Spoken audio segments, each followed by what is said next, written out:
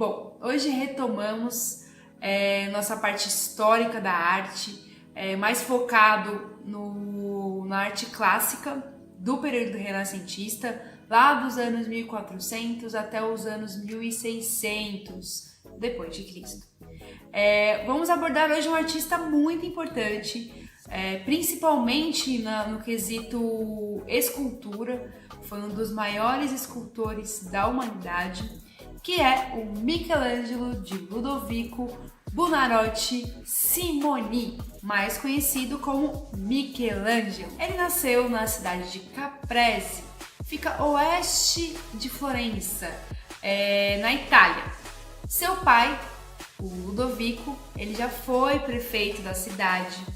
O Michelangelo é o segundo filho mais velho e sua mãe, quando ele tinha 6 anos, no 5º filho, faleceu no parto. Aos 13 anos, ele passa a estudar numa oficina de pintura de Domenico, que era um artista muito importante da sua época. Francesco Granassi, que também era um aluno daquela oficina, convenceu o pai de Michelangelo que ele tinha que ser artista e prosseguir aí nos estudos da arte. Ele saiu dessa oficina e foi se dedicar totalmente aos estudos da escultura.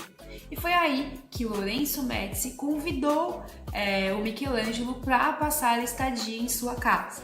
Na casa desse Lorenzo Medici, era uma casa bem assim, completa, grande, tinha várias esculturas. Então o Michelangelo começou a usufruir das esculturas daquele lugar para criar as suas releituras. Então ele substitui o pincel pelo martelo. Além de escultura, ele também começou a estudar filosofia, literatura neste mesmo lugar. E aí ele começou a se dedicar 100% à escultura. A partir desse ponto, ele começa a estudar a anatomia humana. Mas, naquela época, não era possível, porque a igreja proibia de secar os corpos. Então, eles não podiam abrir os corpos, verificar os órgãos, os tendões, nada disso. Eles não podiam fazer isso, mas ele fez as escondidas, assim como Leonardo da Vinci também fazia esse serviço discretamente. E esses estudos remetiam muito ao corpo humano no quesito órgãos, tecidos, ossos, músculos, tendões. Então ele observava cada partezinha do ser humano para conseguir retratar isso numa escultura. Ele viaja para Roma a convite de um cardeal para construir uma escultura de um Baco. Baco, que mais precisamente seria o deus Dionísio, que é o deus do vinho e das artes. Ele criou essa escultura em tamanho real e demorou 1 ano para conseguir finalizar. E aí, a partir desse ponto, ele vai construir a sua obra mais importante, que é a Pietà. Só para escolher um mármore, ele demorou 9 meses entre escolher e transportar até Roma. Pietà é uma das obras mais importantes desse artista, tanto que essa obra foi a única e exclusiva obra que ele assinou o seu nome. Florença cria uma grande competição com os artistas de sua época para esculpir um mármore de 8 metros. Alguns artistas tinham tentado esculpir, mas não deu muito certo, sabe? Ficou meio esquisito, meio estranho. E aí o Michelangelo pediu e solicitou para esculpir aquele mármore. Foi aí que ele fez uma das suas obras mais famosas. Este é o retrato de Davi, esse herói bíblico retratado por Michelangelo. Ele demorou apenas 3 anos para esculpir essa escultura e ainda ela se localiza na cidade de Florença, Itália.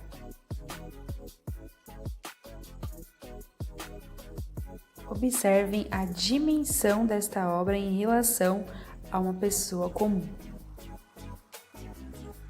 Neste momento, o Michelangelo já é conhecido por toda a Itália como um grande escultor, um grande artista. E aí, o Papa Júlio II convida o Michelangelo para pintar a Capela Sistina, mas ele não aceita. O Papa fica furioso, briga com o Michelangelo, fala que é um absurdo, como assim ele não vai aceitar? E aí ele acaba aceitando contrariado. Mas por que ele não queria aceitar? Bom, primeiro que ele era um escultor, ele não se considerava um pintor, apesar de pintar. Ele acreditava que a grande arte, a grande preciosidade da arte naquele momento era a escultura. Então, para ele era a arte suprema e que a pintura não tinha lá a sua relevância. Mas ele aceita e cria uma das suas maiores obras que até hoje são visitadas na Itália. A primeira coisa que o Michelangelo fez em relação à Capela Sistina foi chamar o seu amigo Francesco, aquele amigo que falou pro pai dele para ele virar artista. Então, ele chamou esse amigo dele para criar uma oficina para outros artistas auxiliá-lo na execução da Capela Sistina.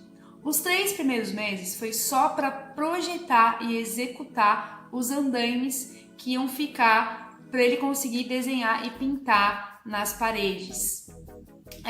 Ele demorou 5 anos para pintar essa capela. E antes dele pintar a capela, ele criou mais de 1000 desenhos para ser pintados nessa capela.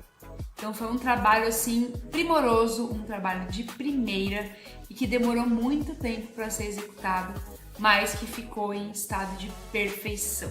Tem um filme chamado Agonia e Êxtase, que ele relaciona o período que o Michelangelo pintou essa capela e a relação dele com o Papa, que teve até alguns momentos que ele deixou a obra e pensou em abandoná-la. Aos 60 anos ele é convidado por outro Papa para pintar o templo da Capela Sistina, a parte da frente da capela, e criou ali uma das obras mais maravilhosas da humanidade, que é o Juízo Final.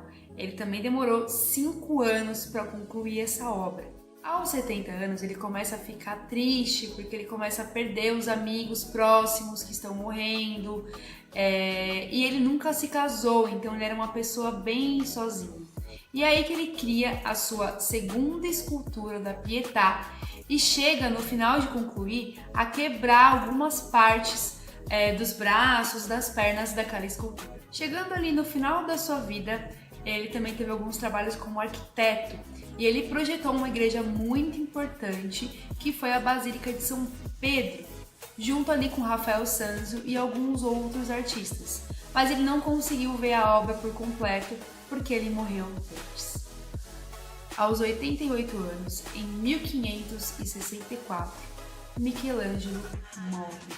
Mas não para por aí não. Começa a criar uma briga, um atrito dos fãs de Michelangelo da época, que queria que ele fosse enterrado em Roma e outras pessoas queriam que ele fosse enterrado em Florença e virou aquela briga. Até que o seu sobrinho esconde o corpo dele e finge que são mercadorias e leva ele para Florença. E ali ele é enterrado e está até hoje. Agora vamos à leitura das 10 principais obras desse artista tão genial. Capela Sistina, esses são os afrescos. O que são afrescos? São pinturas realizadas num painel com um gesso ainda úmido. A principal divisão deste teto está sobre 9 painéis, que representam o livro de Gênesis. Esta escolha de tema teológico estabelece uma ligação entre os primórdios da história do homem e a vinda de Cristo, apesar de Cristo não estar representado nesta obra. Davi, a obra já mencionada aqui nesta aula, mostra ele triunfante depois da batalha com Golias.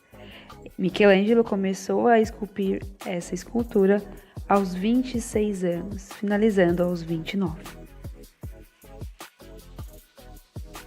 Baco, mais conhecido como Dionísio, o deus do vinho e das artes, foi uma encomenda feita pelo cardeal Rafael Riario, que não aceitou, pois se tratava de um tema pagão, que naquela época não era aceito pelas normas cristãs. Depois de um tempo, essa obra ficou aos cuidados de Jacopo Galli, um banqueiro de sua época, e hoje reside no Museu Nacional em Florença. Madonna de Bruges foi a primeira obra a sair da Itália enquanto Michelangelo ainda estava vivo. A obra representa Maria, mãe de Jesus, e Jesus ainda menino.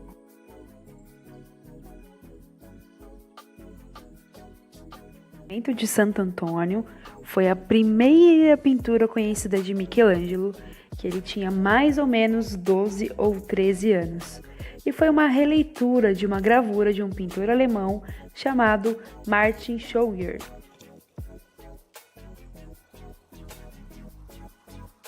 Doni Todo, ou como é mais conhecida como a Sagrada Família, é a única pintura mural sobrevivente e conhecida, feita por Michelangelo. Ela foi pintada para o rico banqueiro Florentino Agnolo Doni, que provavelmente comemoraria seu casamento com sua esposa Madalena. A pintura ainda é feita com a moldura projetada pelo próprio Michelangelo. Pietà, um tema cristão que simboliza em italiano piedade, retrata a Virgem Maria segurando Jesus Cristo já sem vida. Essa obra é uma das principais obras mais importantes da humanidade e foi a única em que Michelangelo assina com o seu nome. Moisés.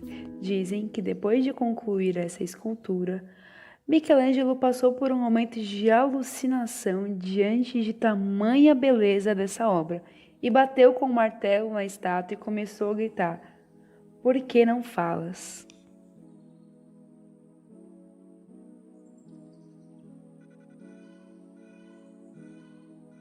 Capela Sistina, o juízo final.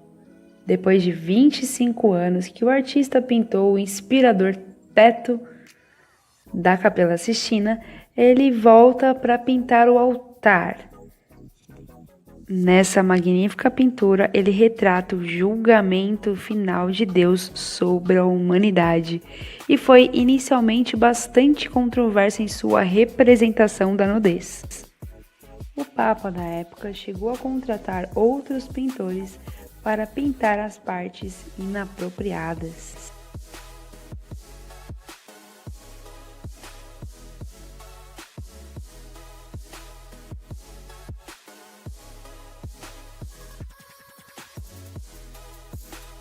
A crucificação de São Pedro. Nesta obra, vemos a expressão de dor, lamento e súplica de cada personagem pintado nesta pintura. Michelangelo não criou nenhum autorretrato. No entanto, na crucificação de São Pedro, depois de uma restauração, alguns historiadores notaram um homem à esquerda no canto superior muito parecido com Michelangelo, possibilitando leituras de que seria um autorretrato. Será? Trago para vocês também uma restauração feita por historiadores em uma das obras de Michelangelo e o quanto é importante essa restauração para trazer a luz, a cor e a intensidade de cada traço.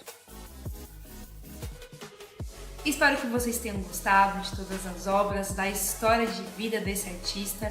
É um artista muito importante para a humanidade, assim como Rafael, assim como Leonardo da Vinci. O legal de conhecer o Michelangelo, principalmente a obra da Capela Sistina, é que a gente não pode perder as oportunidades, né? Então, mesmo ele estando ali com muito receio, com uma certa insegurança de entrar no ramo que é a pintura, que ele preferia muito mais a escultura, e se jogou, né? Ele se possibilitou a vivenciar aquela experiência, mesmo não tendo aí tanto suporte quanto ele tinha na escultura. Então ele criou, mesmo tendo todas as seguranças, uma das maiores obras da humanidade, certo? Bom, espero que tenham gostado. Vou deixar algumas atividades para vocês aí na plataforma. Se tiverem dúvidas, mandem no e-mail, tudo bem? Beijos e até a próxima aula. Vi um anjo no bloco de mármore e simplesmente fui esculpi-lo até libertá-lo. Michelangelo.